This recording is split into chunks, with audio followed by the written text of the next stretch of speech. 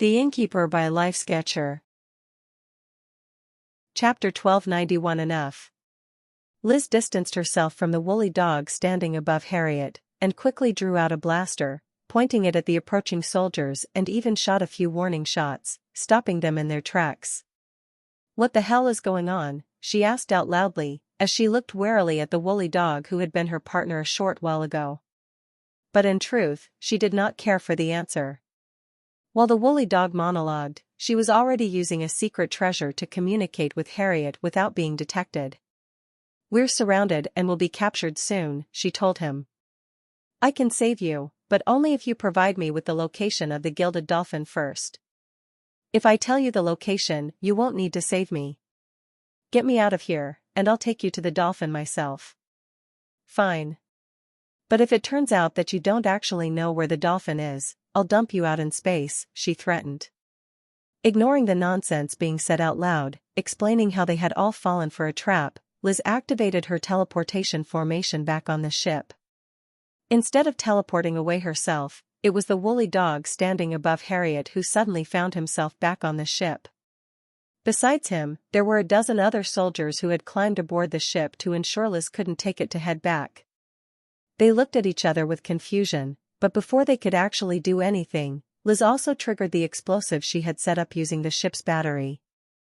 The entire station rumbled, but the soldiers had no time to focus on that. Liz had sprung into action, throwing a laser grenade towards the soldiers while launching a device at Harriet as well. When the grenade exploded, it vaporized everyone in the vicinity, save Liz and Harriet, who had been marked as friendly by the device Liz had used. "Come on," Liz said as she rushed to Harriet, grabbed his wool, and then activated a second teleportation formation, one she had set up a long time ago. The two teleported away and Liz was ready to rush towards the command bridge of the hidden spaceship she had left in the vicinity of the station, but she froze. The place she teleported to wasn't her ship. Instead, someone had found a way to move her formation without disrupting it, bringing her to a completely unfamiliar place. Once she got over the shock of what happened, she looked around to see that they were surrounded by hundreds of soldiers in the nascent realm. Harriet looked around, trying to understand what was happening, whereas Liz had already caught on. "Lex," she said simply, looking around the room for her brother. The last she had seen him, he was enjoying himself on Lover's Island, surrounded by countless women. He was impressively powerful, even back then, but it shouldn't have been to the point where he could command immortals with a single world. Following Liz had not been a problem for Lex, he merely followed the path of her teleportation, so he emerged from the ground when Liz called him, and turned to look at her. For a time, there was only silence as the two siblings studied each other.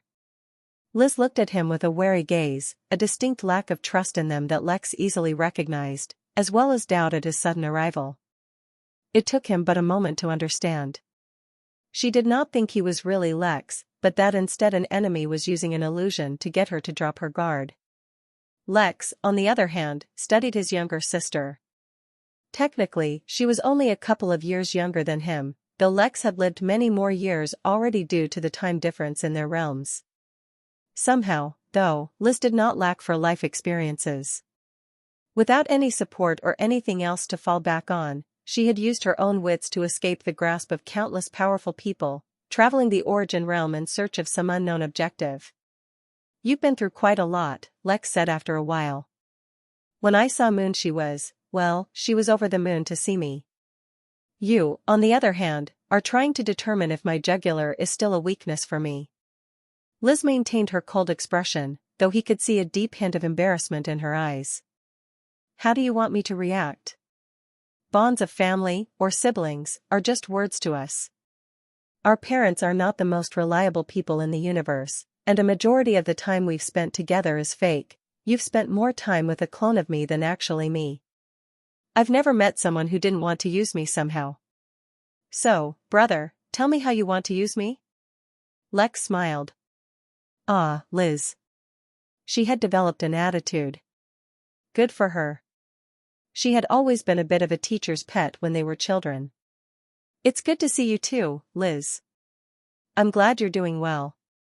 Moon was not doing so great when I found her. Hold on for a minute while I take care of these guys." Then we can have a proper reunion. Lex turned around and summoned Naraka as he walked towards the peak Earth Immortal. Despite the fact that Lex was the one with the lower realm, this immortal was nothing compared to the ones Lex had been killing easily in the Trial of Eternity. Which meant that, compared to the elite of the entire realm, this immortal was nothing. While for those immortals, Lex needed to exert some effort, for this one it would be no effort at all to crush his tenet and kill him. Behind him, Liz took advantage of the moment where no one was focusing on her to run away once more. Chapter 1292 Carefully and considerately. So, tell me a little more about how you want to have kids with my sister, Lex said, focusing on the old geezer in front of him.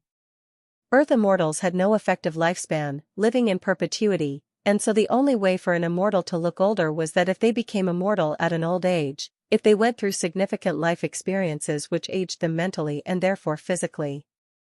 But even if Lex ignored both those reasons, the fact that he was at the peak of the Earth Immortal realm meant that he must have spent quite a lot of time cultivating. At the very least, even if he became an immortal on the day he was born, he had to have spent 90 years to reach the 9th level of the Earth Immortal realm. For such an old man to be coveting his sister who was barely in her 20s, okay, well, maybe she was nearing 30 now, but she was a cultivator and for them 30 is basically a teenager. The point was that it was gross. The immortal finally felt the immense aura pressing down on him slowly abate, and finally he could react. His pupils constricted and he immediately tried to summon his energy, but he failed.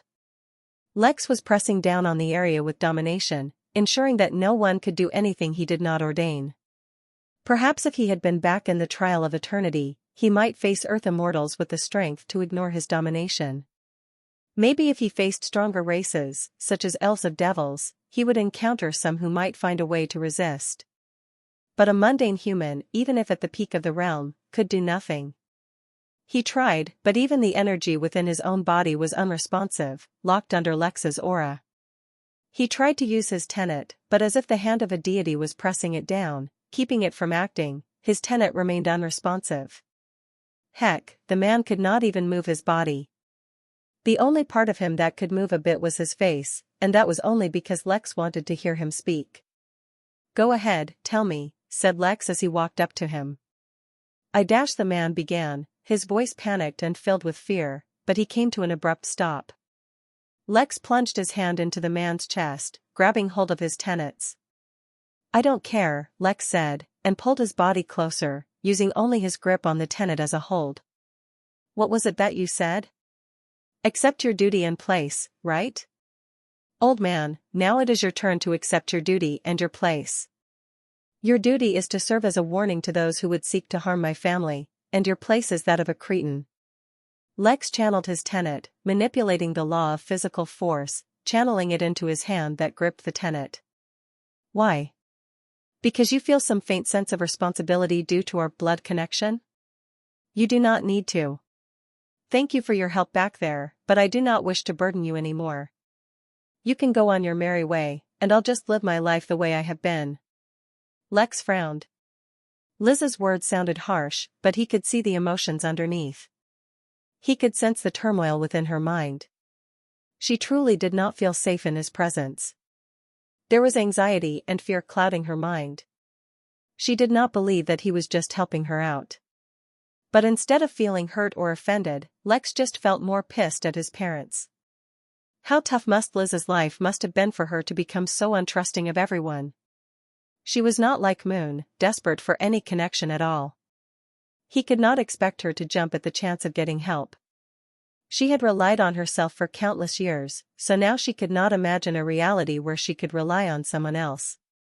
This was a delicate situation that required accepting the way she felt. It needed to be handled carefully and considerately, so that none of her past trauma would be triggered. "I'm older than you, so you have to do what I say," Lex said, doing his best to sound like he did when he was little. He grabbed Liz, who was suddenly startled, and threw her over his shoulder. "You're coming with me to see Moon, and then you're going to give me a list of all the geezers chasing after you so I can kick their asses. Then we can start working on this attitude problem you've developed." Liz tried to resist by beating and slapping Lex, but he was completely impervious. He also softened his skin, so Liz wouldn't hurt herself hitting him. A few moments later, Lex, Liz and Harriet disappeared, returning to the Midnight Inn. He hadn't completed his bonding of that planet he had visited with the inn, but he couldn't be bothered. Liz, who was thinking of ways to get out of this situation, was suddenly startled when she arrived at the Midnight Inn. Most people were alarmed by the pure spirit energy, or perhaps the amazing environment. Not her. No, she was startled when her body started trembling, reacting to the countless pure-blooded, mythic creatures nearby. She had spent the last few years scouring the origin realm, looking for any animal with even the faintest trace of a mythic bloodline so she could finally activate her 100% beast master cultivation path, bringing it close to its true potential. Clearly, she had failed miserably. Yet the moment Lex brought her to, what did he say? The Midnight Inn? The moment he brought her there, she felt her very bones aching to finally get in touch with these beings. "Come on, we're going to see Moon," Lex said, still carrying Liz over his shoulder, though he was pleased she was no longer resisting. "By the way, I don't know what your beast master cultivation looks like, but I guess you like beasts, right? Let me introduce you to Fenrir and Little Blue. They're around here somewhere." Chapter 1293 Casual. Normally, Lex could have teleported directly to Moon. But since he wanted to show Liz the place, he teleported a little far away. Also, temporarily, he disabled Liz's permission to leave the inn. After he showed her Moon, told her the situation and handed her a golden key, he would once again grant her exit rights. It was not like he could actually kidnap her. He just thought showing her everything would be a lot quicker than explaining it to her. Not to mention, she was clearly very defensive because she felt like Lex had ulterior motives. Their arrival inside the inn clearly stopped her attacks on him, which was good. As he exited the building, he arrived in a nice little society, filled with unusual-looking houses and countless people in suits. The inn staff had been given their own realm which they had developed nicely over the past few years, but Lex had also demarcated a certain plot of land within the inn for them as well, and placed the entrance to their own realm there. This area was where a small society was formed, housing the inn workers. After all, everyone could not return to the minor realm every time they got off work or took a break.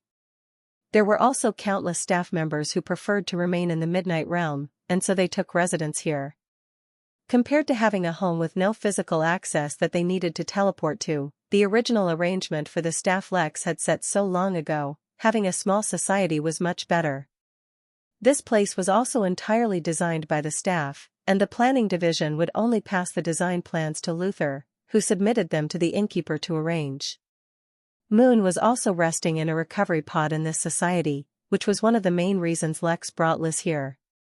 Of course, he had plotted a few coincidental encounters here as well, to attract Liz's attention. They walked over a bridge with a lazy river flowing underneath, within which a school of magic carpet was swimming. They were no longer the feeble, mundane fish they had once been. After being baptized by the inn time and time again, they had shed their former weakness, and become extraordinary.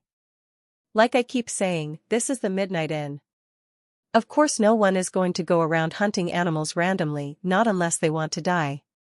Not to mention, the animals here aren't so easy to kill either. I'll introduce you to Fenrir later, he's the pack leader of this place, and all these beasts have joined his pack. He does not take well to people hunting his pack members. Since Lex had become an immortal now, Fenrir too was able to break into the immortal realm. But unlike Lex, he could not zoom through his levels, nor could he adapt so easily, which is why he was still recovering from his tribulation, not that he had been hurt much by it. Instead, it was the growth of his body which he was taking time getting used to. Lex acted completely nonchalantly, as he continued to lead Liz, and silently sent a message to Pell Jr. The amount he could move was extremely limited, so he continued to serve as Lex's cultivation mat most days. Now though, the ground suddenly trembled, and Liz turned to look in the direction of the disturbance when her jaw fell for the second time in a minute. A dragon, a massive dragon wearing a suit was casually walking around, though each of his steps caused a minor quake as if he wasn't used to walking with such a heavy body yet. "Hey Lex," Pell Jr. said, waving one of its massive claws as he passed them by. "Hey Junior, I'll see you later, I'm busy right now." As if their conversation was completely normal, no one else around them so much as raised their head, carrying on with their activities as normal. A fly flew into Liz's open mouth. Chapter 1294, Guilt and Shame. Liz, a golden core cultivator, nearly choked to death on a fly, because the fly too was in the golden core realm. "My sincerest apologies," said the fly, bowing repeatedly in front of Liz. "I became a little too distracted watching the midnight games. I forgot to see where I was flying. Please accept this as a token of my sincere regret." The fly tried to offer Liz some MP, but Liz herself was too embarrassed to accept. "Not at all," she said, also bowing to the fly, completely aware that the body cultivator fly could have ripped through her neck when it got stuck, if it so wished. "It was my fault for leaving my mouth open. I apologize for nearly swallowing you." A few steps away, Lex watched his sister and the fly bow to each other, his hand covering his lips lest he reveal how hard he was trying not to laugh. Just a few moments earlier she was so skeptical, and treating everyone as a potential enemy. Now she was bowing to a fly. He didn't stop her either, and just watched until the situation reached a deadlock. Eventually, he was forced to intervene. "Dear guest, I hope this small event does not reflect on your experience at the Midnight Inn. To make it up to you, please enjoy a complimentary hot tub session to cleanse yourself and relax from the tribulation of this occurrence. Please be at ease, the other guest will also be compensated by the inn." Upon seeing that the inn would compensate them both, the fly finally relented, and let Liz leave without some compensation. "Is it just me, or did that fly seem unusually amicable?" Lex asked. Actually, he didn't need to ask. He could tell even without a detailed investigation that Liz's physique was in play. Lex's expression soured. "Don't talk to me about them. It doesn't matter what happened in the past, Liz. I was abandoned on Earth, Moon was abandoned on Yildirim, you were abandoned elsewhere, and Belle was left to fight wars. We're the abandoned children of parents who clearly got their hands on secrets they should not have. But we're not children anymore. Here, at the Midnight Inn, I can protect us. I'm not going to force you to stay, nor will I force Moon or Belle to stay. But I do suggest you give this place a chance. The inn is so massive that a lifetime is not enough to explore it, and there are countless people here. A person could spend their whole life here and never miss out on anything. Anything you can get outside, you can get here. Whether you want to live a normal life, or to cultivate, or to grow stronger, or anything else, you can find it at the Midnight Inn. Most importantly, no one here will harm you, no one here can harm you. But if you want to leave, if you have things you cannot leave behind, then that's not an issue either. A golden key is all you need, and you'll be able to return to the inn from anywhere in the universe."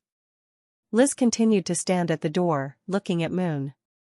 For a long time, she said nothing. "At least you had the luxury of not knowing, Lex. But I abandoned her too. I cannot face her like this." "You cannot face her because you feel guilty," Lex said. "But the only thing she desires is her family. She spent too many years alone, she spent too many years feeling lonely. Will you let your own guilt stand in the way of finally giving her what she wants?" Liz bit her lip as she continued to stare at Moon, her mind furiously working. She wanted an easy answer, but there was none, and her guilt would not allow her to so easily forgive herself for all that Moon had suffered. Despite herself, she turned around. Maybe by the time Moon woke up she'd be able to muster the courage to approach her, but as it was, right now she could not. "You said that over here I can get anything I want. Can I get my hands on a beast with a mythic bloodline here?" Chapter 1295, Devourer of Dragons.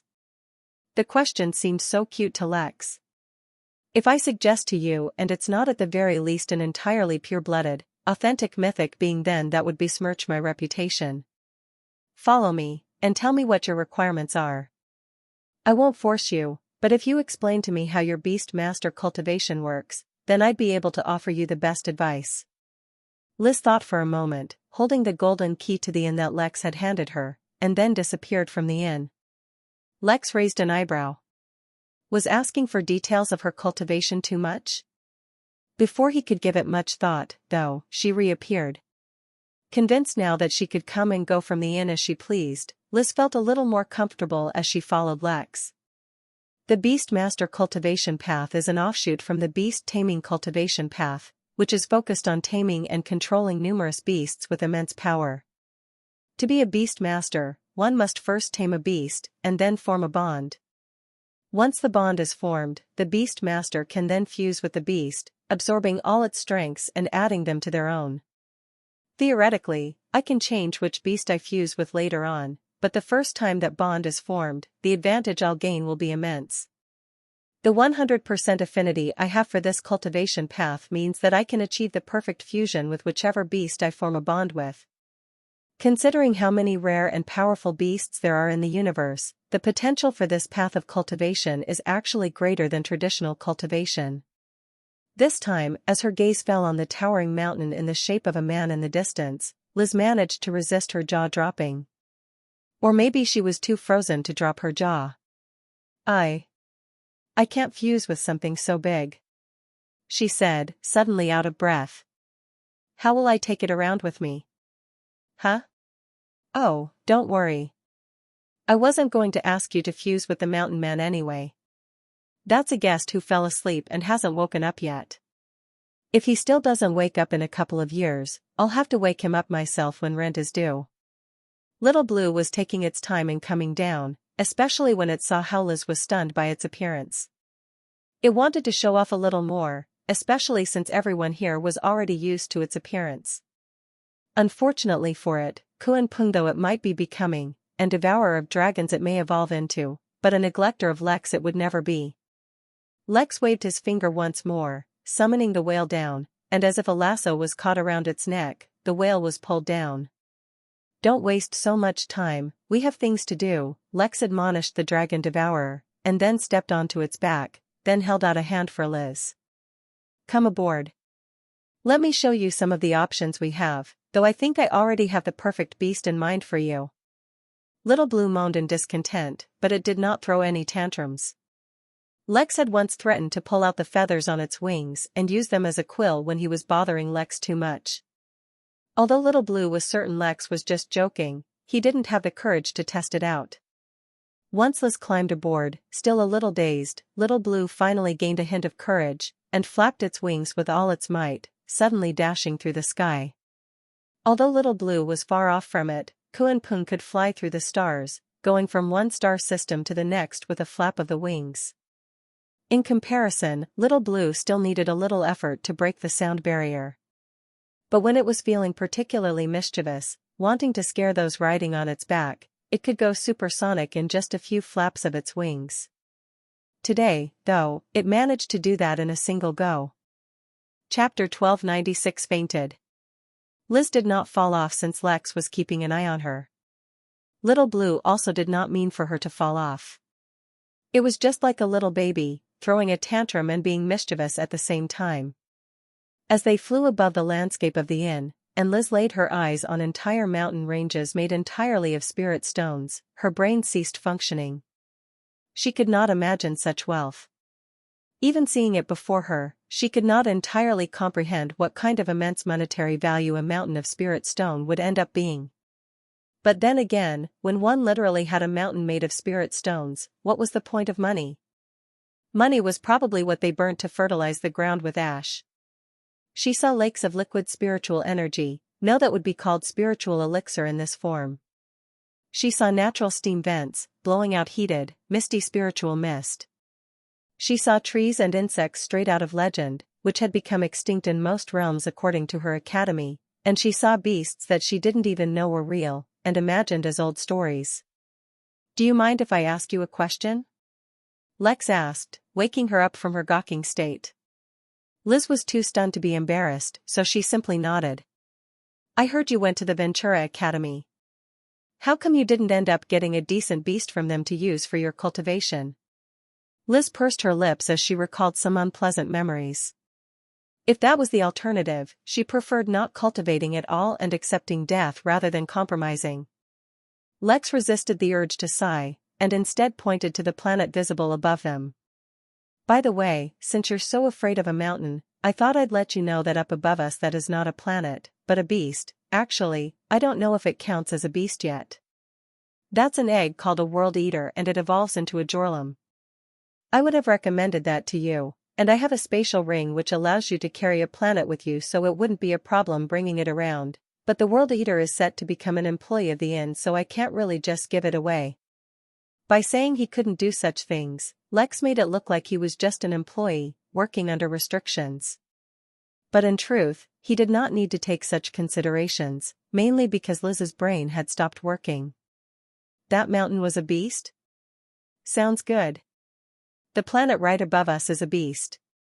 No problem. She was certain she could take anything.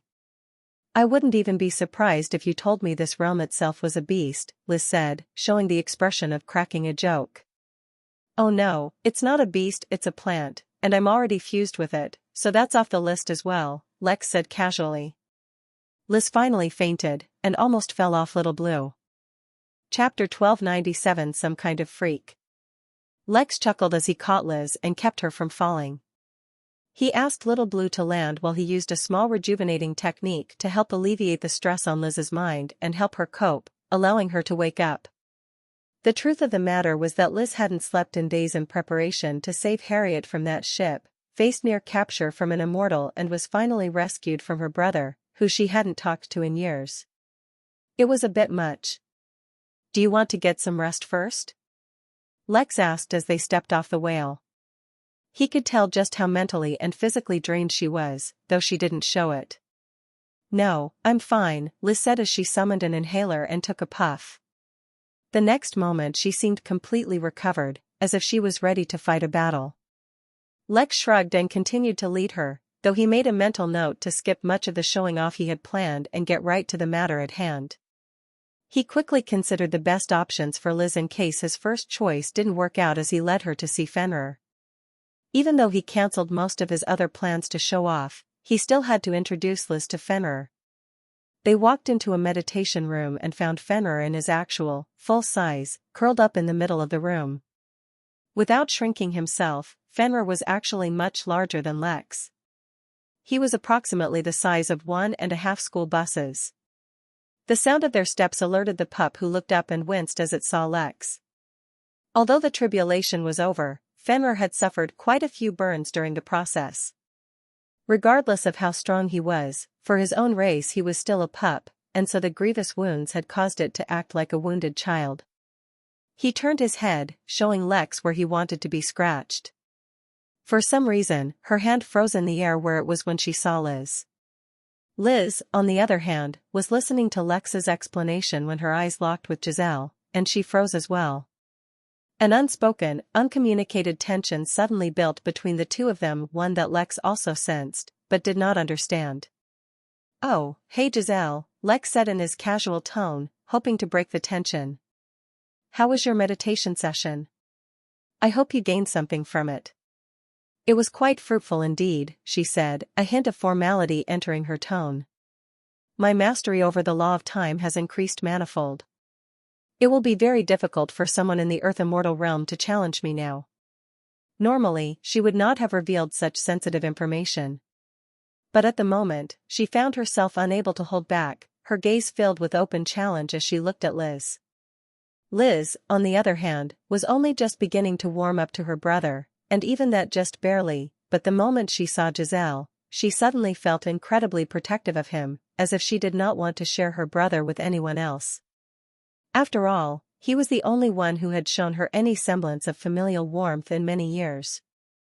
Just as she was about to introduce herself to Giselle, Lex spoke. "Oh wow, the law of time. That must be impressive. I had to seal my own time affinity away before I became an immortal, it was too strong. But I'm sure that by the time I become a heavenly immortal I'll be able to unseal it. Maybe you can help me out a little then." Both Liz and Giselle turned their gaze towards Lex, as if they were looking at some kind of freak. Giselle narrowed her eyes as she realized something. Had his realm increased again? Chapter 1298 Finding Nemo. "By the way Giselle, meet my sister, Liz. Liz, this is Giselle, a friend of mine. We fought a few tough battles beside each other. It's a pleasure to meet you. If you can fight side by side with Lex, you must be quite strong, Liz said, putting on her best fake smile. In truth, Liz had no proper reference for how strong Lex was. She didn't even see the fight he had with the other immortal. She was judging solely based on how quickly the fight ended. Based on her education from Ventura, immortals' fights tended to last days, not hours. Thank you. I'm sure with a brother like Lex, you yourself are quite formidable, Giselle responded. Before another awkward silence could fall between them once again, Lex thought it best to take the lead. I ran into some more of those prophanites. Belonged to a different defiler though. They were up to some really interesting things. I'll tell you all about it the next time we meet. More prophanites? In the origin realm? Giselle asked, surprised. The Henali has done a good job of rooting out all defilers so far. If they're becoming so common now, then that could be a problem. You're right, we should discuss this, but it will have to wait a bit.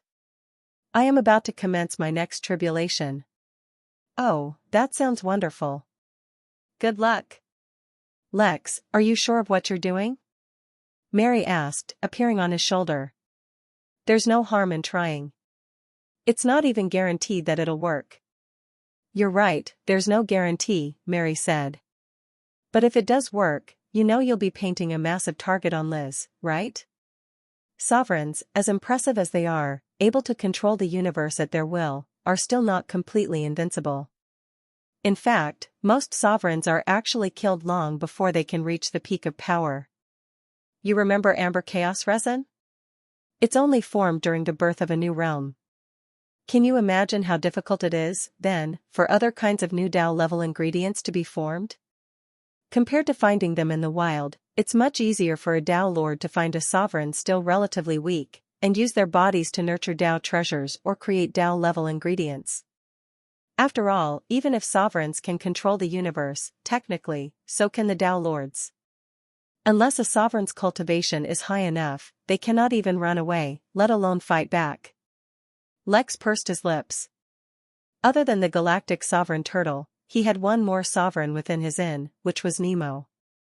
The massive fish had a very friendly personality, and was extremely childlike, not to mention quite lonely.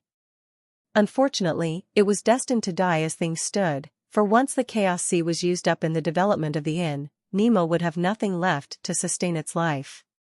It's an opportunity, Mary. Like my system is an opportunity, so is bonding with a sovereign, and no opportunity comes without risks.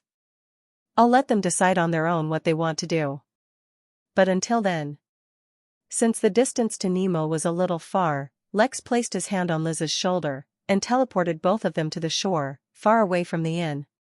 Waves from the cosmic sea crashed into the ground in the distance, its aura intimidating Liz. Suddenly, she had a very bad feeling about this. Liz, allow me to introduce you to another friend of mine, Nemo. But stay close to me throughout. Without my aura protecting you, I don't think you'll be able to tolerate his aura just yet. Suddenly, a head popped out of the waters, and a curious fish turned to look at Lex. I thought I heard someone call my name. Chapter 1299. Are you sure? Hey Nemo, how have you been? Lex asked as he waved his hand. Oh, I was fine. I was getting ready to take a nap. It's been a few years since I last slept, so I thought it was about time. Who's your friend? Nemo looked curiously at Liz, with a hint of excitement as well. Lex usually didn't bring many people to meet Nemo, mostly because the system refused to temper the aura of a sovereign, and Nemo had not learned how to do that himself yet. Nemo, this is my sister, Liz. Liz, this is Nemo, a sovereign. Have you ever heard of sovereigns? Lex had his domination wrapped around Liz, protecting her from the intensity of Nemo's aura. Even so, she stood completely bewildered. Even without feeling its aura, Nemo's majesty could not be denied. More importantly, her physique was going crazy. In one instant, it was longing for Nemo as if the very purpose of its existence was to bond with Nemo. The next moment, it was as if to even be in the presence of Nemo was a blasphemy to all that was good and holy hitherto unseen by the universe. Amidst that raging battle against the instincts of her physique, she had to struggle with her own brain, which was telling her that this magnificent beast, which was beyond anything else she had ever seen, was looking at her like a curious little child looking at a new toy. How was that possible? She had to be hallucinating. "Hello, Liz. Will you be coming here often? I like making new friends." Lex could have given Liz more of a warning about Nemo, but that would not be genuine, which Nemo could probably sense. The only way this would ever work was if everything was authentic and genuine. Now it was up to Liz to see if she could get Nemo to bond with her. First, however, he needed to give both of them a warning about the associated dangers. "Nemo, Liz is here to talk to you about something. But before that happens, I just want to talk to you both about something. Nemo is a sovereign. Liz, you might not know what that means, and Nemo, you might not understand its significance. In essence, what that means is that Nemo is very special and very powerful, but he is not invincible."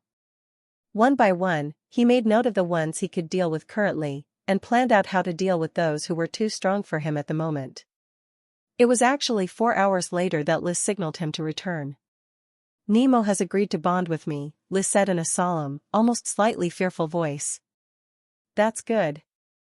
Are you sure you want to do this? It's a lot of power, but it's also an immense risk.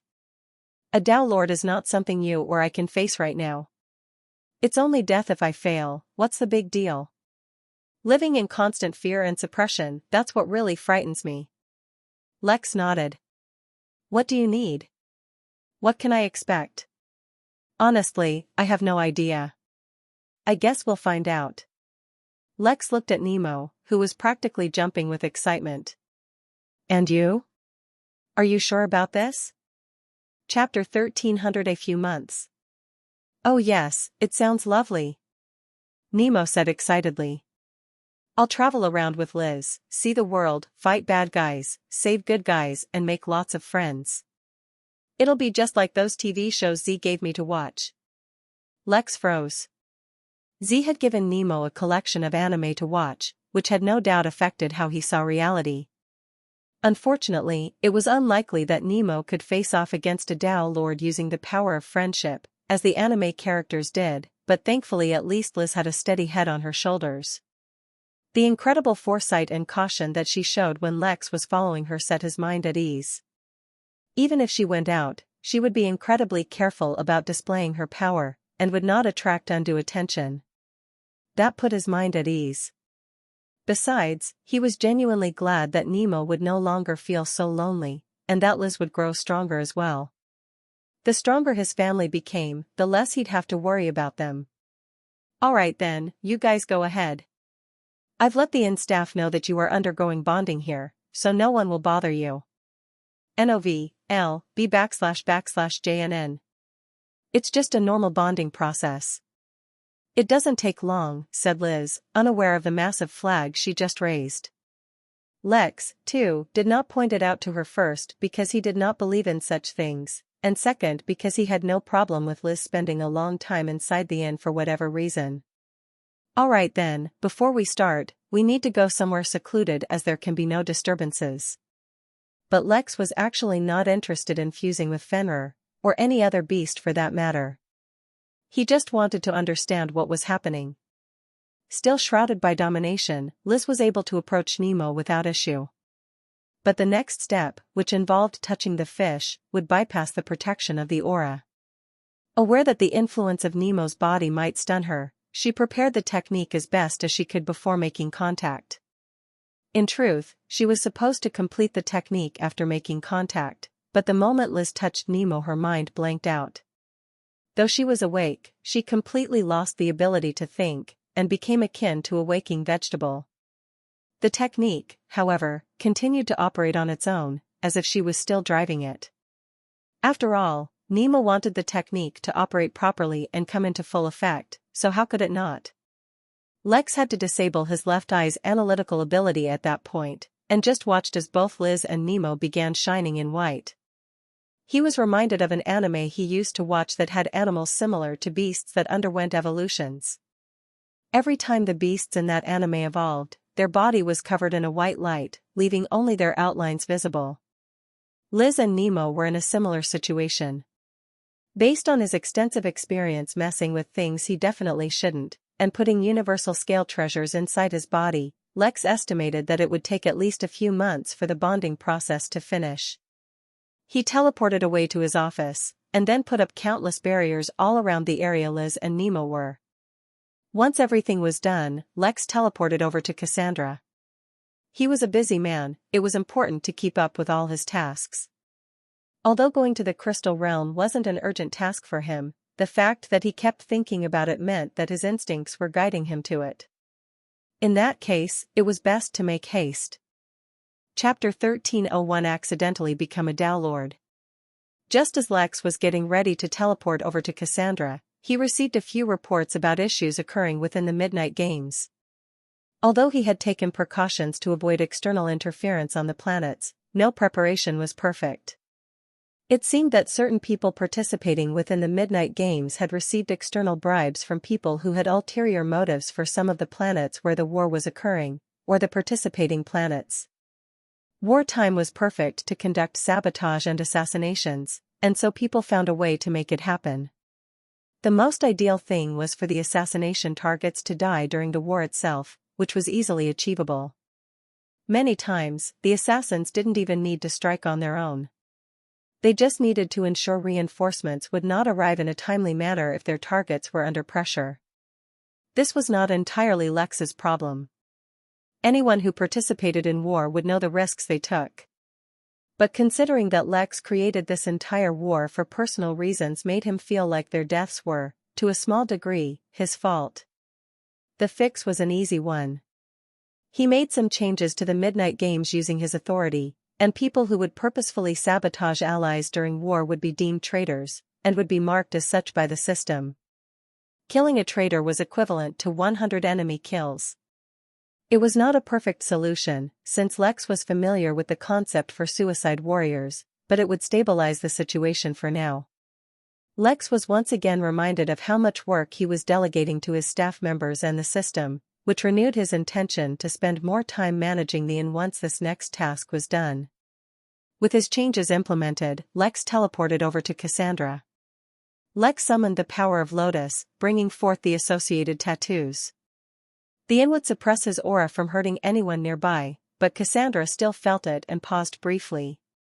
Your world seed lotus has already transformed into a realm seed lotus, which is an extinct species.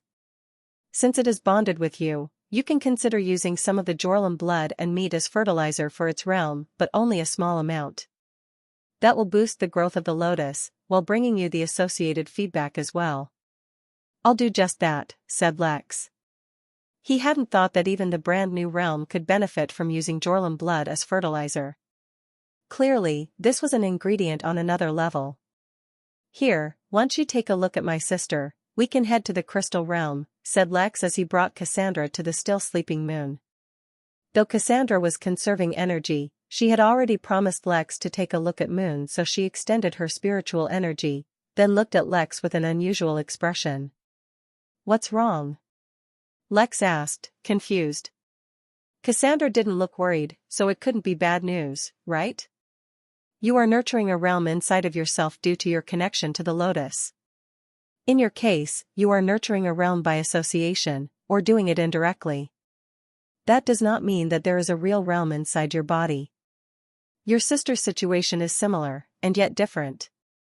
Your sister, I believe, treated a planet as a golden core in her cultivation, but her physique, which is purifying the planet, has caused an unexpected mutation.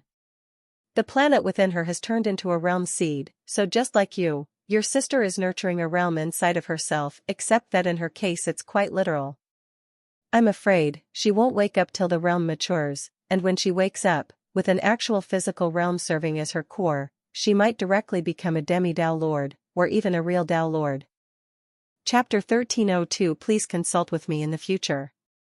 Lex looked at Cassandra, questioning his entire relationship with the woman. In his impression, she was always a direct and straightforward person who always focused on the task at hand. But clearly she had taken to cracking jokes recently, which is why she had not mastered the art of timing. He waited for her to laugh, but instead Cassandra just kept looking at him with a straight face. His intuitive understanding of others' thoughts and emotions kept telling him that she was sincere, which made the joke even less funny. For several seconds they just looked at one another, which, considering the fact that they were immortals and processed time much faster than mortals, may as well have been hours. "No, seriously, what's wrong with her?" Lex asked. "I have not exaggerated your sister's circumstances. In fact, considering that my clone does not have the full scope of my own investigative abilities, I may have understated the intensity of her situation. From what I can tell, the realm seed within her body is also nurturing the souls of countless humans who remained within the original world. I cannot be certain of their current status, but it is entirely possible that they too come linked to the new realm or even your sister. If they have strong feelings of worship or admiration towards your sister, it is entirely possible that they start to generate divine energy, which would feed your sister, either turning her into a deity, or the new realm into a divine realm. If your sister becomes a Tao Lord level deity with a divine realm, I cannot even begin to speculate how immensely powerful she will become. It is almost certain that she will become one of the strongest deities alive in the universe.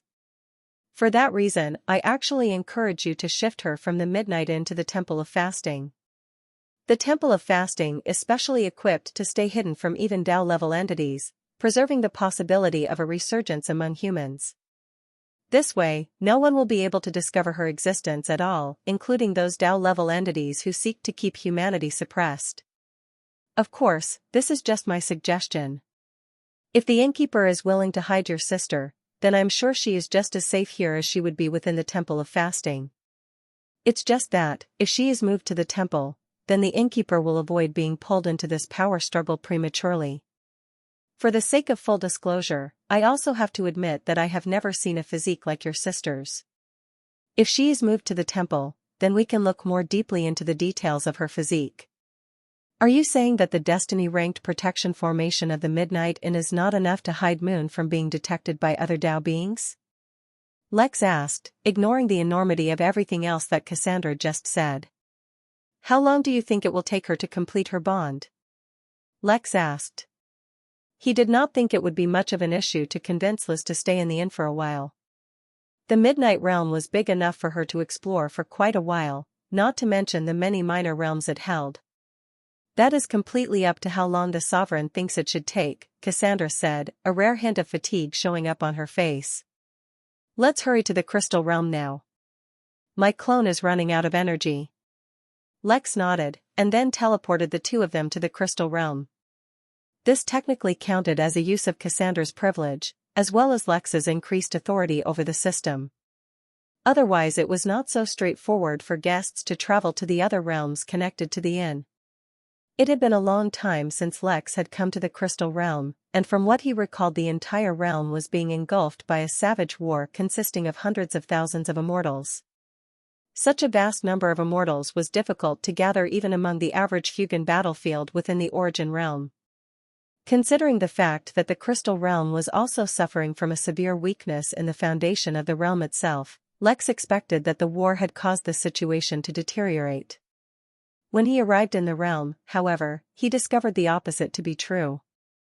The sense of weakness he felt from the realm had in fact dissipated to quite a large degree, while the realm itself seemed much more solid and vibrant in its laws, though the landscape seemed utterly devastated. It had been a while since even the tavern left the Crystal Realm, so he was not exactly abreast with the news of the place, but the situation was completely out of Lex's expectations. This land has been nourished by the blood of countless foreign immortals, Cassandra said as she surveyed the lands. It has sped up the maturing process of the realm, but the realm is also unstable and its accelerated growth is actually putting it on the path of destruction. Yeah, the realm is being invaded by a foreign race known as the Craven. I actually have an appointment with one of the leading figures of that race coming up. But that can wait. Let me take you to the capital of Hum Nation. That's where the king of the nation should be. Since Lex had spent some time within the Crystal Realm, he could easily find the locations he had previously visited even without the need to visit actual teleportation formations. His teleportation capabilities had progressed drastically from when he was here last. A moment later, the two of them disappeared. Chapter 1303 Back to the Crystal Realm. Lex did not directly teleport over to the capital, but that was only because as the realm underwent some change, the spatial coordinates of many places had changed as well. The fact that when he teleported over, he appeared over a large, charred piece of land covered in darkness, with countless monsters sleeping within. Lex had actually forgotten that within the crystal realm, darkness could breed monsters out of thin air.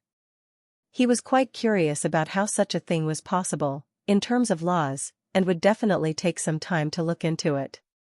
It was funny, coming back to the crystal realm, Lex felt like his time here had been like a vacation.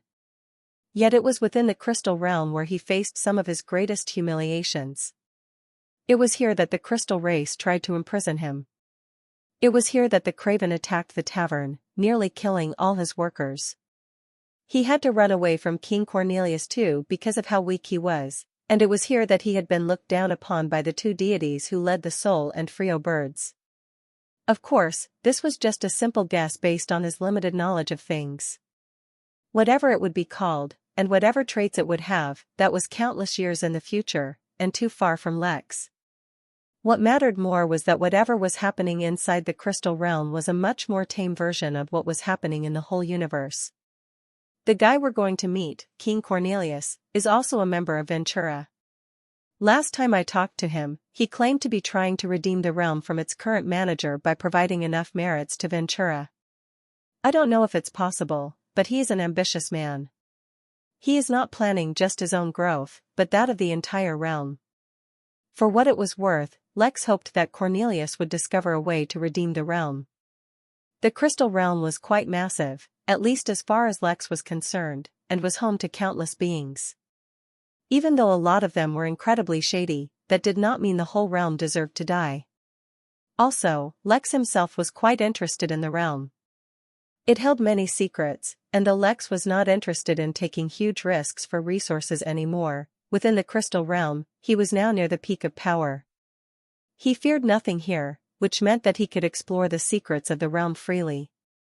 Once, when Lex had a weaker understanding of deities, he thought that there might be something special about the realm which made it easier for deities to be born here.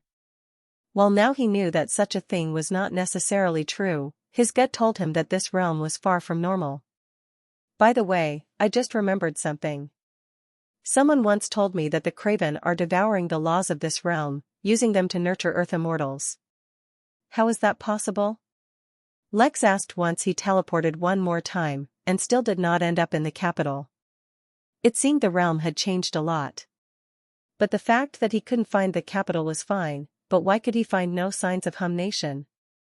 The area covered by that empire was greater than the surface area of the entire Earth. He should be in the vicinity of it. Chapter 1304 Back to the Crystal Realm 2. Humans become immortal by undergoing a tribulation and creating their tenets which help them manipulate laws. That does not mean that every other race does it the same way. Craven are a race that devour anything and everything they come across, laying waste to entire realms if they can. Naturally, then, the way for them to grow stronger is to devour laws. It's a lot easier for weaker, newer realms compared to older, more mature ones, which is why you will often discover Craven invading new realms. The nature of their race is such that they are excellent cannon fodder for other, stronger races, but that's it. The Craven are not destined to survive past the end of the early phase of the universe. The third time Lex teleported, and still did not find the capital, he knew that something was amiss. He spread his spirit sense far and wide, and began to sense the changes in the realm. There is something wrong with this place, but I can't tell what, Lex said after a few moments. My instincts aren't detecting any danger or threat, nor can I sense something amiss.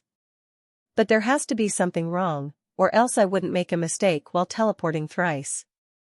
For a moment, Cassandra was silent while she thought. Previously you mentioned that Ventura might be holding some exams here, she said, her voice calm. It seems like the exam has already begun. Lex did not know what that meant, but at least it wasn't something bad. It would suck if he visited the Crystal Realm after a few years only to discover that the Craven had already wiped everyone else out. Since the coordinates he recalled seemed to be incorrect, Lex began teleporting in a specific direction, hoping to encounter some town or settlement from where he might be able to get directions. It was a simple plan and should have worked without a hitch. In fact, it did end up working, in a way. In pursuit of that, the examinees have found their own empire, taking advantage of the weakness of the other races fighting the Craven.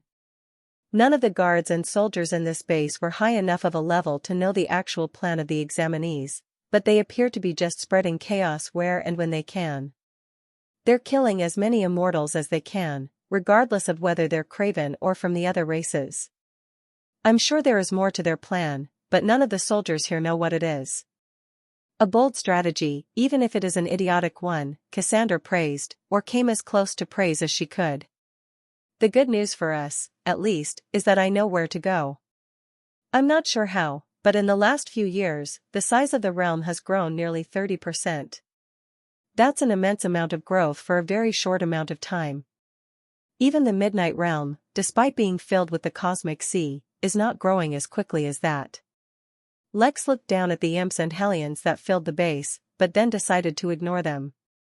With his destination now clear, Lex only needed to teleport one more time before he reached the familiar buildings of the academy where he once studied. It seemed so long ago, yet the place looked exactly the same. "Identify yourselves," said a number of guards who suddenly surrounded Lex. Unsanctioned teleportation within the capital was supposed to be blocked, yet Lex did not seem hindered in any way. "My name is Lex. I am here to see King Cornelius too. Please let him know I am here, he will recognize my name." "Is Aegis around?" "Go inform the king," said one of the guards to his underlings, though the security around Lex did not diminish. If anything, more guards came and surrounded him. As it happened, Lex recognized one of them. Nora? Chapter 1305 Orion Realm. Nora Huajen was quite an entrepreneurial woman, from Lex's recollection. Even though he himself had very limited contact with her, she was Quenhild's mother, so he's heard a lot about Nora from her. Considering the fact that Lex played a key role in helping Quenhild win over control of a minor realm, their relationship wasn't bad. Similarly, when Quenhild told him stories of her mother, who dared even negotiate marriage and childbirth with the king in exchange for things she wanted, Lex could only admire her. From a certain point of view, Nora could be looked down on for trading marriage in exchange for resources, but in truth it was not easy to grow strong, especially when there was no one stronger looking out for you. In that case, gaining resources through your own means was completely justified. Besides, she treated Quenhild well, so she couldn't have been a bad person. That was not the best thing to judge a person by, but it was enough. The immortals surrounding Lex seemed surprised at his recognition of the woman, and they looked over to her to find her expression painted in disbelief. "Lex, is that you?" she asked hesitantly. How many years had it been since she last saw Lex? 6? 7? How could he go from a mere Foundation realm cultivator to an immortal in such little time? Moreover, even with his aura withdrawn, she could tell that he was not weak at all. The reason why her memory was failing her of when she last saw Lex was because she could tell from observing him that he had experienced many more years than she did, which did not make sense. Not unless. Ventura. "Indeed, Senior, it has been a while." "How is Quenhild doing?" he asked. "She is doing well. She started her cultivation from scratch following the true path, so her cultivation progress slowed down a bit, but she is doing well.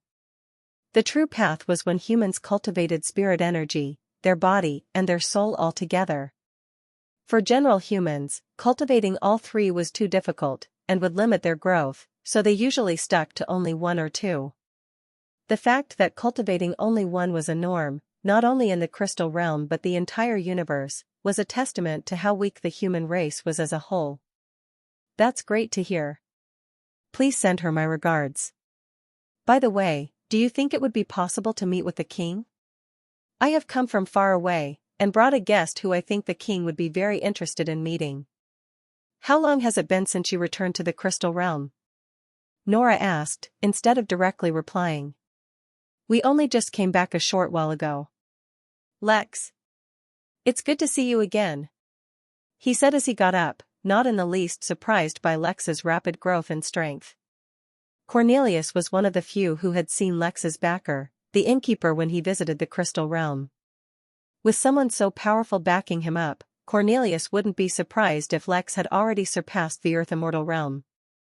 As a proper member of Ventura, his exposure was quite different. Cornelius' gaze went from Lex to Cassandra, and even thoroughly weakened he was able to tell that this was not a simple person. "It's good to see you too.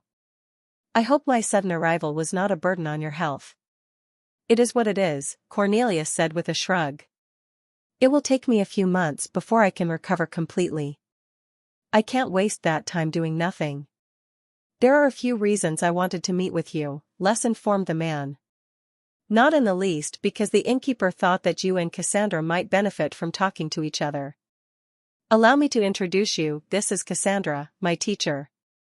Cassandra, this is King Cornelius, the ruler of this nation. While humans suffer everywhere else in the universe, within the Crystal Realm, Cornelius has turned them into one of the 7 most powerful races. Your achievement is quite admirable," Cassandra finally spoke, and addressed the king. "I can see that the quality of the cultivation techniques used by people is actually quite high. Even your own cultivation seems specifically designed to suit your physique. Did you design it yourself?" Even in his weakened state, Cornelius maintained his confident smile and his casual demeanor, yet he did not take Cassandra lightly at all. Upon hearing the recommendation of the Innkeeper, and that she was Lex's teacher, treated her even more seriously. "It was not designed by myself, although it was designed according to my requirements. Back when I was a student at Ventura, I won a tournament that awarded me a great reward. I used that to have my cultivation technique specifically designed. I've used it as inspiration to design true path cultivation techniques that are easier to cultivate for humans. Although I am far from succeeding, I have made great strides in my research. For the sake of our conversation, allow me to introduce a little about myself first," said Cassandra. "This is merely a clone of mine, quickly losing energy, so I do not have the liberty of a long conversation, please forgive me. But I am keen to know your views on certain matters, for the Innkeeper advised me to talk to you before I made my next big breakthrough. My name is Cassandra Van Zagnew, and I—" Before she could continue, Cornelius lurched onto his feet with absolute shock written on his face. Are you a descendant of the Van Agnew family of the Orion realm?" he suddenly exclaimed, interrupting her speech. Lex raised an eyebrow upon witnessing the scene. Why did it seem like Cassandra's family was some kind of big shot? Then again, as a keeper of the Temple of Fasting, and the self-proclaimed strongest human, it only made sense for her to have an impressive background, though Lex had never thought of it. Chapter 1306 Human Race. "Oh, you have heard of my family?" Cassandra asked, quite curious. "I did not think they were of any relevance in this day and age. Perhaps not for other races, but for humans it is still quite relevant. The Siege of Orion is one of the defining moments in the history of humanity, and in Ventura it is taught in a number of disciplines. I myself learned of the Van Agnew family while studying military tactics. The way that General Patrick Van Agnew held the line with inferior forces, using utility formations to quickly move troops across large distances, it was truly inspiring. In fact, I mimicked many of his tactics when I united the humans across the Crystal Realm to form one empire." Cassandra smiled, fondness appearing on her expression for a brief moment. Patrick was always a naughty kid who liked to cause problems. Who knew that would translate into becoming a good general and causing the enemy problems? Cornelius seemed even more surprised to hear that. Did you know General Patrick?" he asked. "He was my son," Cassandra said. "You won't believe how he ended up in the army. It was a complete accident. He tried to run away from home when he was a kid, but had no idea how formations worked, so he ended up sneaking into the wrong one. He was teleported straight to boot camp. He came back home after 8 years, and spent the whole night crying as he hugged my leg, asking me to somehow take him out of the army." Lex observed silently as Cassandra reminisced. He'd never really asked her about her personal life before, nor had he considered it. He only knew her as an acolyte of Nuwa, and the person who controlled the temple of fasting. But she was a celestial immortal, so obviously she must have had a very full life. The circumstances that brought her to effectively being locked within the temple must have been insane. Now she was on her way to becoming a Tao Lord. Who knows what would happen to her then? Cornelius stood up straight when he learned Cassandra was the mother of someone he admired, and then gave her a salute, which was very unlike the impression Lex had of him. "I'm sorry for your loss. At the same time, I am completely honored to be talking to you. Please, let me know what you wish to discuss, and I will cooperate completely. We draw great strength from looking up at our heroes, and yet we are also content with simply having heroes. Instead of reaching out and supporting them, surpassing them, reaching for greater heights, we place our heroes on a pedestal, and separate them from us. We treat them as if we can never be equal, and that they can endure pain, they can endure hardship, they can endure struggle. Of course they can, they're heroes. The leaders of our nations. Our strongest warriors. The sharpest minds. Yet at the slightest personal inconvenience, we falter, not thinking that the pain we feel is the same pain as those heroes. When we suffer loss, we don't think that those valiant knights who face the darkness of night on our behalf suffer the same loss. Even if they do, they can deal with it, because they're heroes. As long as all the pain, all the burden, all the suffering, all the inconvenience is on them, whoever they may be, it's acceptable to us, and if they falter, there will be no hesitation to lay blame either. I know not everyone is like this. My own empire is filled with those who, from birth, yearn to face and fight the craven. It's in their bones. It's in their blood. I've shaped their lives, their societies, their history, everything so that each of them will be ready and willing to step up to the mantle. I've done everything I can to help them grow, as a whole. But you know what I've discovered? All it takes is 2 generations separated from the struggle, the pain, the push for survival, for the new generation to completely lose that drive. No matter how many heroes we have Cassandra, no matter how many Tao Lords, as long as the race is like this, we will never go forward. Cornelius paused for a moment before continuing. Of course, there is another way, the actual way that I am pursuing myself. Cornelius turned around and looked at Cassandra in the eyes, his figure oozing ambition and drive. Even if humanity lacks the will, even if they lose it in 2 generations, all it takes is 1 generation of struggle to bring it back. So what we need is not to change the way humans think. I don't think that will ever be possible. No, what we need is a system to enable stable, yet rapid growth that can also be sustained. Right now, the true path is out of reach for most humans, but if we can simplify the cultivation process, create a technique that's easy, or create a method that achieves great results, then the human race can rise up from the roots. Yes, we can raise our position on the cosmic spectrum with a Tao Lord, which can grant humanity more power. But isn't the spectrum simply just a list of the power held by the entire race, anyway? Even without a Tao Lord, even without our own realm, if humanity grows stronger as a whole, won't our position on the spectrum change, anyway? Lex had never been a part of such conversations, or ever even thought about it. He was too busy surviving to worry about the whole race. Even so, he could see that each of their stances was nuanced, containing countless little considerations. Right now, they were just talking about broad ideas to communicate their standing with one another. Chapter 1307. Why can't it be both? The concept is not bad, but without a Tao Lord, no matter how high we climb, no matter how steadfast we become, humans will always be servants and slaves for others. Then, it will become in the interest of others to ensure that we never gain independence. Right now, humans are in the unique position where we are weak enough that no one particularly wants us, but not so weak that we cannot rise.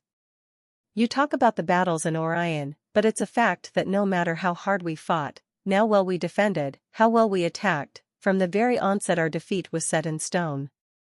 All races, no matter how noble or powerful, are led by a few individuals. The rest rise up under their umbrella of protection. Though Cornelius raised a few good points, Cassandra was not convinced. She had lived through the decline of humanity.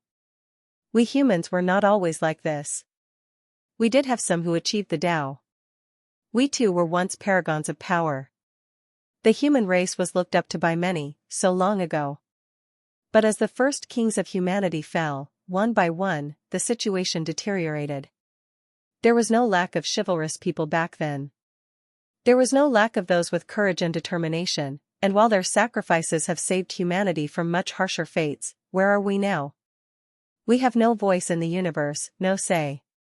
If things do not change, it won't be much longer before we too are sent out to the battlefields like the craven. We will endure the labor of war for hundreds of years, all so that our masters can have a single day's convenience. Without a leader, we are nothing. It seemed an impasse had been reached, for neither of them were willing to budge on their opinions. Whether they have noble goals or raising up the whole race, or selfish motives to maybe just survive another day, or see their own people flourish, it is in their hands. Lex raised an eyebrow. Although he had, just moments ago, decided that his impression of the king had fallen, he was proving himself to be a very complicated man. There was more to him than just seeking out more wives, apparently. For a time, Cassandra did not respond. Instead, she just kept looking at Cornelius, lost in thought. Her body was losing energy rapidly, so Lex could tell that she would be here for only a few more minutes at most. One way or another, this conversation was coming to an end. I see, Cassandra finally said, a flicker of an unknown emotion flashing through her eyes. It was rare for Lex to be unable to detect someone's emotions. I understand now why the innkeeper wanted me to meet with you. Cornelius too, you are an impressive man. It is not a common man who can speak their mind so determinately in my presence. In certain things, you are still misguided. For all your exposure, you still do not understand what it truly means to have, and to not have a Tao Lord for a race. Yet what you have is something I have lost. I have maintained too broad a view from too far, for too long. I have become far too removed from the rest of humanity to the point where I can barely be considered human, at least in terms of my heart and mind. Keep struggling, Cornelius. I want to see, when I wake up from my next cultivation session, how far you bring humanity, or if you fail along the way. If you impress me, then maybe I will also show you something impressive. In the meantime, ponder this. Why can humanity only have a leader as a Tao Lord, or why can it only grow on its own as a whole? Why can it not have both? Chapter 1308 History of Humanity. Although Cornelius might not fully understand what Cassandra meant, or at most might suspect what she was hinting at, Lex could tell what she was considering. She was already on her way to becoming a Tao Lord. Truthfully, Lex had no idea how long to expect such a thing to take. Each of his breakthroughs had not taken so long, but it was only after becoming an immortal that he was getting a hint of how much time these things take. He was always an outlier, but even so, now when he began to meditate or contemplate on various laws, minutes would turn into days without notice. It was, perhaps, the nature of greater powers that even considering them took greater time. So he was suspecting that, whenever Cassandra finally did take that leap into the realm of Tao Lord, she might find Cornelius once more and invite him to join her in her venture. I do not know how long your cultivation session will last, but I will always try my best for the sake of my people, Cornelius said, but for once exhaustion became apparent on his face. But I do not know how much longer I can hold on to this realm, at the very least. You are right about one thing. It is difficult to face greater powers on your own. But this is exactly the situation that humans must get used to, and learn to overcome. We will use whatever means we have available. Cassandra only nodded, before her body suddenly became illusory. She was fading away in front of their eyes, so as a last gesture, she pointed her finger towards Cornelius. Her body turned into a purple light that shot into the king's body, suddenly beginning to heal it. Yet instead of feeling better, Cornelius immediately fell to his knees and began to cough violently, until eventually a large, writhing insect similar to a millipede was coughed out. Immediately, he felt much better, and as his gaze fell upon the suffering insect, disgust filled him. Cornelius stood up and crushed the bug underneath his foot. Cornelius shook his head, and threw himself back on the sofa. It seemed Lex's words were a bigger blow to him than even the insect that crawled out of his mouth. It's important to at least know a brief history. But I suppose with the Innkeeper to support you, you do not need to be worried about such things. Cassandra comes from a legendary family. Although humanity no longer has a Tao Lord, that has not always been the case. There was once a time when humanity had Tao Lords, and more than one. Though it's extremely rare for Tao Lords to die, generally speaking, during realm wars, that is usually the aim of the enemy. Cassandra's mother, Jacinda Vans Agnew, was the last demi-Tao Lord of humanity, and it is said that her family originated from a Tao Lord as well, though it's impossible to confirm things like that. Her mother died in the same battle as her son, supposedly. As far as humans are concerned, her family is the closest thing to true nobility that exists. Lex raised an eyebrow. He always knew Cassandra was strong after all, she proclaimed herself the strongest living human in the universe. But he'd been too preoccupied with his own issues to pay much attention to her. He'd like to say that he'd make it up to her by being a better student now, but chances were high that the next time he saw her, she would be a Tao Lord. Lex sighed. Suddenly, he felt a bit of pressure on his shoulders, but these were things to worry about in the future. I truly didn't know that. I will look into her history a little more. But for now, Cornelius, we have other things to discuss. One of the reasons I came here was so that you and Cassandra could talk. Now that that is done with, we can proceed to my personal task. What is that? Cornelius asked. I have to warn you, the situation in the Crystal Realm is a lot more chaotic than before. Under Vinny's lead, the monsters are rampaging against the Craven. At first we thought that was a good thing, but we were suddenly betrayed by the other races, who stopped fighting the Craven and began invading each other instead. At first everyone was confused, but later I found out that the Ventura exam had already begun. The examinees want to take control over the whole realm, for which they've attacked all sides. Even the Crystal race is not safe from them. They've already assumed control over the Sentinels, and they've brought in entire armies to assume control of the realm. At least before, there was an order to the chaos. Now, it's impossible to tell what will happen in the next minute, let alone the next hour. Can't you file a complaint in Ventura or something? I thought you were a member too. This realm was already on the verge of destruction. All this can't be good for the realm, all things considered. Chapter 1309. Can I ask you a question? It's pointless. Ventura is an academy, not a police force. As long as their internal paperwork is filed and they're following the regulations of the academy, it does not matter what they do. Of course, if they go too overboard, the academy will step in, and that's only because they don't want the reputation of the academy to plummet. Realistically speaking, the examinees won't really allow the realm to be destroyed, so Ventura won't mind what they do. Besides, this is the domain of the chaotic Gold Ventura branch. As long as they approve of what's going on here, it's very hard to do anything against them officially. No, the only thing I can do is fight them head on fair and square, using my identity as king, not as a member of Ventura. Well, I can't help you with that, but there is something I can help you with, said Lex.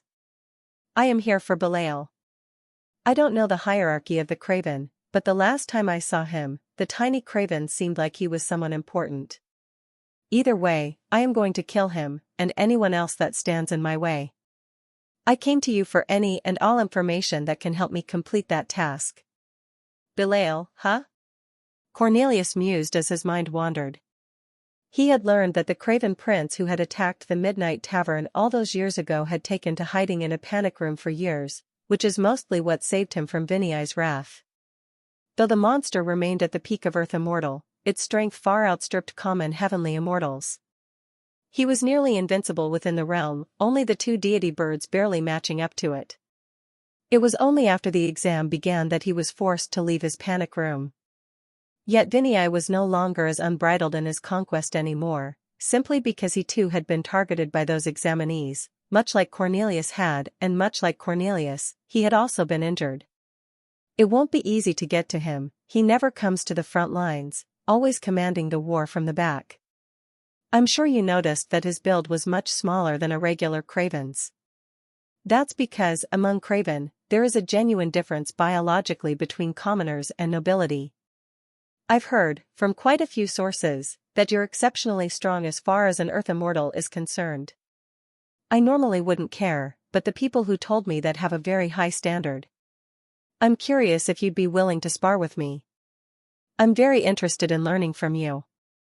Cornelius actually laughed when he heard that, suddenly grinning.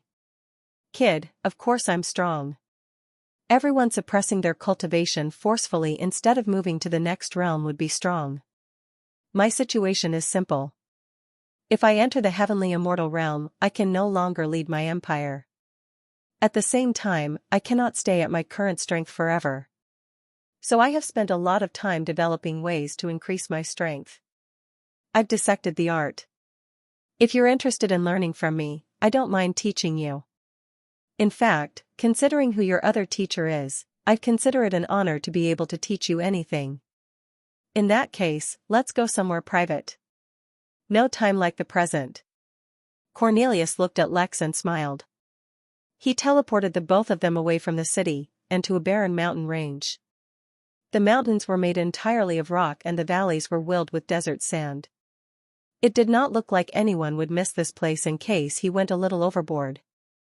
Lex, let me ask you a question, Cornelius said, as he took off his royal armor, and instead put on a different one. Where do you think strength comes from?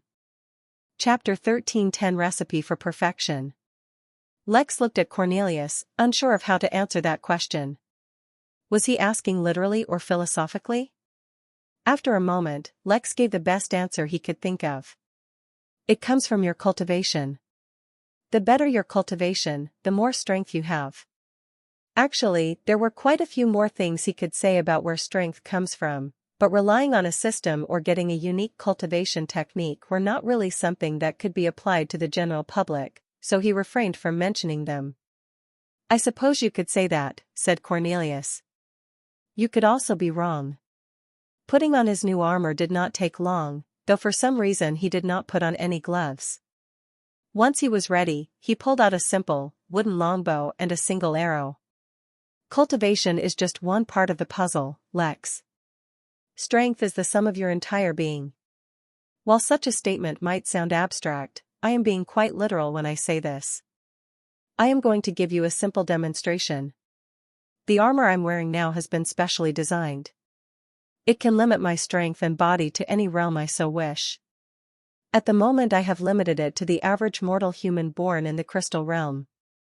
The bow I hold has similar enchantments, where the weight of the draw can be set to any limit I want. I have currently set it to the average foundation level treasure. He notched the arrow, pulled up the bow and aimed towards a particularly large boulder nearby. Then he began to pull. The farmhand, on the other hand, said it was a force of habit, one he did not want to break. On his farm, they often had to hunt wolves, and while the bow would have had enough drawing power to hit the target, the strength of an arrow would not have been enough to break the hide of the wolf. He also hit the target, and was much closer to center. From start to end, his own pain was not a part of his consideration at all. Cornelius paused, his eyes unfocused as if he was recalling days past. At the time, I could not tell which one was right or wrong. Both of them had a valid reason behind their actions, and both of them met their objectives, so which one was better? It was such an irritating question, and one that bothered me for years, so much so, that a few decades later, I went and found those two again. The teacher, still immortal, had trained one of the best bowmen in our country during that time, teaching him principles of physics, combined with the principles of cultivation which had, by then, begun to spread. The farmhand, by then, had become a farm owner. Though he was still immortal, to combat increasingly stronger beasts that attacked his farm, had mastered bow intent. Back then, I did not even know mortals could master intent. Cornelius pulled the bow again, using the same strength as before, but this time, Lex sensed a new kind of power filling the bow. Cornelius managed to pull the entire bow this time, and the arrow he shot cut through the entire boulder as if it was butter, leaving behind only a tiny hole, the size of the arrow itself. You see, that confused me even more. I was a cultivator and a king, yet I was stumped by two mortals. so I conducted an experiment. I charged the teacher and the farm owner to design a training regime for an archer, using the best of their experiences, and then I assigned them 10 young students. I returned 5 years later and discovered the most unexpected situation. During those 5 years, the teacher had actually died shortly after compiling his syllabus, and the farm owner, lacking a background in education, could not even bring about a result in his students up to par with what the teacher had been doing before they both started working together. I decided, then, that I was just searching for meaning in something that was plain and simple. There was no greater lesson there. But, on a final whim, I decided to look over the training regime that the simple, mortal teacher had compiled. That, Lex, is when I encountered a mortal arrogant enough to title his paper as The Recipe for Perfection.